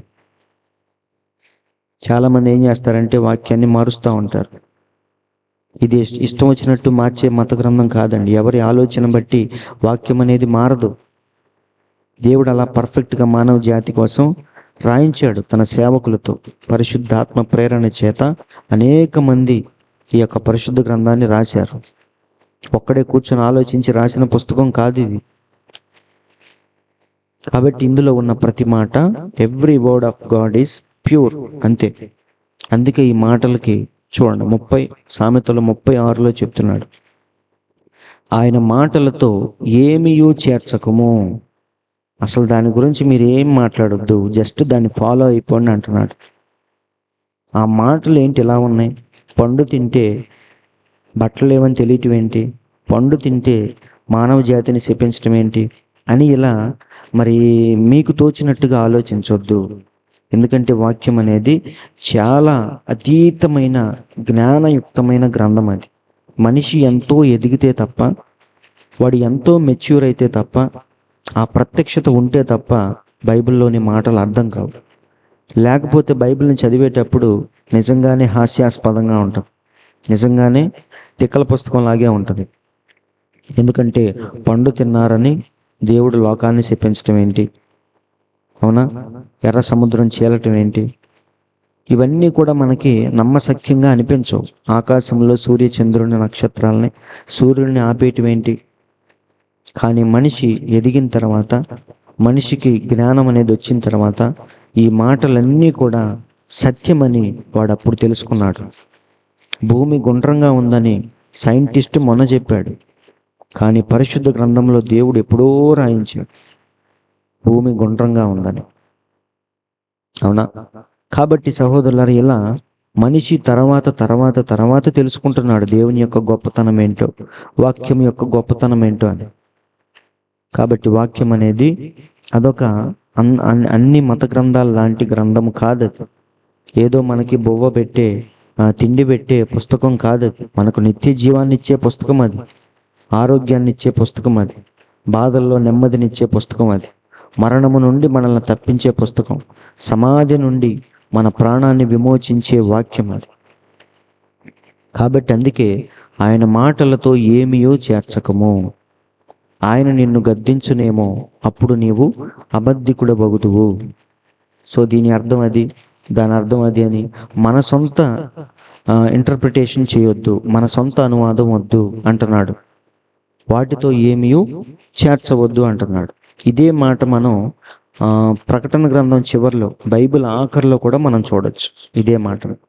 చూడండి 22:18 ప్రకటన. ఈ గ్రంథమందున్న ప్రవచన వాక్యములను విను ప్రతివానికి నేను సాక్ష్యం ఇచ్చున్నది ఏమనగా, ఎవడైనను వీటితో మరి ఏదైనాను కలిపిన ఎడల ఈ గ్రంథంలో వ్రాయబడిన తెగుళ్ళు దేవుడు వానికి కలుగజేయును. దేవుడు చివరిగా చెప్తున్న మాటలు ఇవి. బైబిల్ చివరిలో ఈ ప్రవచన వాక్యములను విను ప్రతివానికి నేను చెప్పేది ఏంటంటే, వీటితో మరి ఏదైనా సరే కలపొద్దు అంటున్నాడు, అవునా? నెక్స్ట్ చూడండి 19. ఎవడైనను ఈ ప్రవచన గ్రంథమందున్న వాక్యములలో ఏదైనాను తీసివేసిన ఎడల దేవుడు ఈ గ్రంథములో వ్రాయబడిన జీవవృక్షములోను పరిశుద్ధ పట్టణములోను వానికి పాలు లేకుండా చేయును. కాబట్టి ఈ మాటలకు ఏది కలపకూడదు, ఏది తీసేయకూడదు. కానీ ఈరోజు పాస్టర్లను మనం చూస్తే వారికున్న అరాకొర జ్ఞానంతో, వారికున్న తిక్కల బుద్ధితో ఈ వాక్యంలో ఉన్న మాటలను కొన్ని తీసేస్తూ ఉంటారు, కొన్ని కలుపుతూ ఉంటారు. ప్రభురాత్రి భోజనం అని దేవుడు అక్కడ రాసి పెడితే దాన్ని బల్లారాధన పేరుతో పగలిచ్చేస్తూ ఉంటారు. బాప్తిస్మం ఒక్కటే అని బైబిల్లో ఉంటే వీళ్ళు చర్చికి ఒక బాప్తిసం, ఇష్టం వచ్చినట్టుగా బాప్తిసాలు ఇస్తూ ఉంటారు. కాబట్టి వాక్యాన్ని ఎప్పుడు కూడా మన జ్ఞానంతో అనువదించకూడదు, మన జ్ఞానంతో వాటిని మార్చటానికి అసలు ప్రయత్నాలు చేయకూడదు. ఉన్నది ఉన్నట్టుగా మనం చదువుకోవాలి. అర్థం కాకపోతే దేవుణ్ణి అడగాలి. ఆ మాటలను మాత్రం అపురూపంగా మనం భావించాలి, అంతే. మనకు అర్థం అవునా అర్థం అవ్వకపోయినా దేవుని యొక్క మాటలు మన జ్ఞానానికి సరిపోవట్లేదు ప్రభువా, నాకు అర్థమయ్యేటట్టు చేయని అడగాలి తప్ప మన జ్ఞానంతో వాటిని కించపరచకూడదు. ఇక్కడేంటి దేవుడు ఎలా రాశాడు, ఇది లాజికల్గా ఎలా సెట్ అయ్యిద్ది అని మనం క్వశ్చన్ చేయకూడదు. కాబట్టి మన జ్ఞానానికి మించిన మాటలు అవి. ఒకరోజు దేవుడు వాటిని అర్థమయ్యేటట్టుగా చేస్తాడు, దానికోసం వెయిట్ చేయాలి తప్ప మనం వాక్యాన్ని సొంతగా అర్థం చేసుకోవటం, వాటిని ఇష్టం వచ్చినట్టు మార్చేయటం, వాటిని ఇతరులకు చెప్పటం, ఇవన్నీ కూడా దేవుని దృష్టిలో చాలా పెద్ద మిస్టేక్స్, చాలా పెద్ద తప్పుల కిందకు వస్తాయి. అందుకే దేవుడు ఆ రోజు భూమి మీద ఉన్నప్పుడు సమరయ స్త్రీని ప్రేమించాడు, పాపము చేస్తూ పట్టుబడిన స్త్రీని ప్రేమించాడు, జక్కయ్యను ప్రేమించాడు. కానీ బైబిల్ చేత పట్టుకొని మాకంతా తెలుసు అనే వాళ్ళని మాత్రం ఆయన విపరీతంగా తిట్టాడు. సర్పములారా సర్ప సంతానమా అన్నాడు, సున్నం కొట్టిన సమాధులు అన్నాడు, వ్యభిచారులైన చెడ్డ తరము వారు అన్నారు. ఈ మాటలన్నీ ఆ రోజు పాస్టర్లను దేవుడు తిట్టాడు, కానీ పాపము చేస్తున్న వాళ్ళని దేవుడు ప్రేమించాడు. కాబట్టి దేవుని దృష్టిలో ఈ వాక్యాన్ని మార్చటం, తప్పుడు అనువాదం చెప్పటం, ఇవన్నీ కూడా చాలా పెద్ద తప్పులు. కాబట్టి వాక్యాన్ని మనం ఉన్నది ఉన్నట్టుగా తీసుకోవాలి. ఆ వాక్యమే మన జీవితాలను ఒకరోజు వెలిగించిద్ది, మనల్ని సరైన మార్గంలో నడిపించిద్ది. చనిపోయిన తర్వాత మనం చేరాల్సిన సరైన గమ్యస్థానానికి మనల్ని చేర్చేది ఆ వాక్యమే. సిలువలో దొంగను పైకి తీసుకెళ్ళింది ఆ వాక్యమే. లాజరుని పరలోకానికి తీసుకెళ్ళింది ఆ వాక్యమే. స్టెఫెన్ని రాళ్లతో కొట్టి చంపేసిన తర్వాత మరి ఆకాశము తెరవబడి మనుష్య కుమారుని చూశాడు ఆయన, చనిపోయే ముందే చూశాడు ఆయన. సో ఇదంతా చేసింది వాక్యమే. దమస్కు వెళ్ళేటప్పుడు పౌలును సరిచేసింది వాక్యమే. కాబట్టి ఈరోజు మన జీవితాన్ని సరిచేసేది కూడా వాక్యమే. కాబట్టి సహోదరులారా, ఇంకా మరి తర్వాత వచనంలోనికి మనం వచ్చే వారం వెళదాం. ఎందుకంటే ఇప్పుడు మరి ఈ యొక్క 6వ వచనంలోనికి మనం వెళితే మరి అనేకమైన విషయాలు ధ్యానించుకోవాలి. సో దానికి సమయం లేదు, కాబట్టి వచ్చే వారం మళ్ళీ కంటిన్యూ చేద్దాం. మరి దేవుడి మాటలు దీవించును గాక. చిన్న ప్రార్థన చేసుకుందాం. విన్న వాక్యాన్ని బట్టి మరి ప్రతి ఒక్కరూ కొద్ది నిమిషాలు ప్రార్థనలో ఉందాం. పరిశుద్ధుడా, కృపగల దేవ, జీవము కలిగిన యేసయ్య, మీకు స్తోత్రములు తండ్రి. ఈ మధ్యాహ్న కాల సమయంలో మమ్మల్ని ప్రేమించి ప్రభువా కొద్ది నిమిషాలు మాతో మాట్లాడినందుకు స్తోత్రములు తండ్రి. ఉదయకాలం ప్రభువా మరి లైవ్ ఇవ్వటానికి పరిస్థితులు సహకరించకపోయినా సరే మధ్యాహ్నం మళ్ళీ కూడుకోవటానికి, మీ మాటలు వినటానికి, ఆరాధించటానికి మీరు ఇచ్చిన అవకాశాన్ని బట్టి స్తోత్రములు తండ్రి. నీవు చెప్పిన ప్రతి మాటను మా హృదయంలో చేర్చుకొని కేవలం ఈ చెవితో విని ఆ చెవితో విడిచిపెట్టకుండా ప్రభువా నిజముగానే ఆ మాటల గురించి ఆలోచిస్తూ అందులో ఎంత సత్యం ఉంది ప్రభువా ఇవన్నీ తెలుసుకుంటూ వాటి ప్రకారముగా జీవించడానికి ప్రయత్నించే కృపను మాకు దయచేయండి తండ్రి. నిజమే ప్రభువా, అంధకారములో ఉన్న ప్రతి ఒక్కడిని వెలుగులోనికి తీసుకొచ్చేది వాక్యమే తండ్రి. ఎలా జీవించాలో, ఎలా ప్రవర్తించాలో, ఎలా తండ్రి చనిపోయాక పాతాళాన్ని ఎలా తప్పించుకోవాలో మాకు తెలియచేసేది వాక్యమే తండ్రి. కాబట్టి ప్రభువా ప్రతిరోజు వాక్యముతో మేము జీవించే కృపను దయచేయండి. ప్రతి విషయాన్ని వాక్యముతో ముడివేసి వాక్యమనే అద్దములో నుండి ఈ ప్రపంచాన్ని చూసే భాగ్యాన్ని మాకు దయచేయమని విన్న ప్రతి ఒక్కరిని ప్రభువా మీరు దీవించి ఆశీర్వదించి ఈ వాక్యాన్ని వారి జీవితంలో ఫలింప చేయమని, ఈ మధ్యాహ్నపు దీవెనలతో మమ్మల్ని అందరినీ మీరు నింపమని మా ప్రభువైన యేసుక్రీస్తు అను ఎంతో శ్రేష్టమైన మీ నామములో ప్రార్థించి అడుగుచున్నాము తండ్రి. ఆమేన్. మన తండ్రి అయిన యేసుక్రీస్తు యొక్క దివ్యమైన కృపా సమాధానం కూడి ఉన్న మనందరికీ, ఈ లోకంలోని పరిశుద్ధులందరికీ సదాకాలము తోడే నడిపించునుగాక. ఆమేన్. మంచి దేవుడు మీ అందరిని దీవించునుగాక.